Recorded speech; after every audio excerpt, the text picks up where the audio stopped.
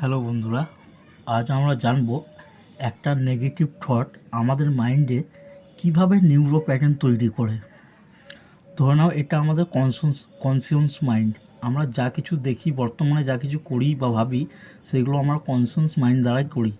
যেমন ধরে নাও একটা নেগেটিভ থট তোমার মাইন্ডে এলো, মাইন্ডে চললো তোমার নেগেটিভ থট। সেই থটটাকে তুমি রং ক্যালকুলেশন করলে, তার প্রতি তুমি ওভার থিঙ্কিং করলে, ভুলভাল ওভার থিঙ্কিং করলে এবং রং ক্যালকুলেশন করলে।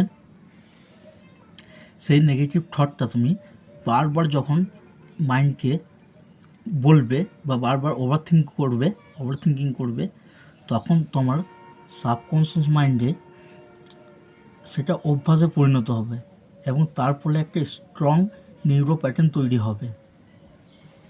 এর ফলে আমরা চাই না, তবুও অটোমেটিক আমাদের দিমাগে নেগেটিভ থট চলে আসে। কারণ আসে, নেগেটিভ নিউরো প্যাটার্ন তৈরি হয়েছে, তার ফলে তোমার নেগেটিভ থটটা আসে।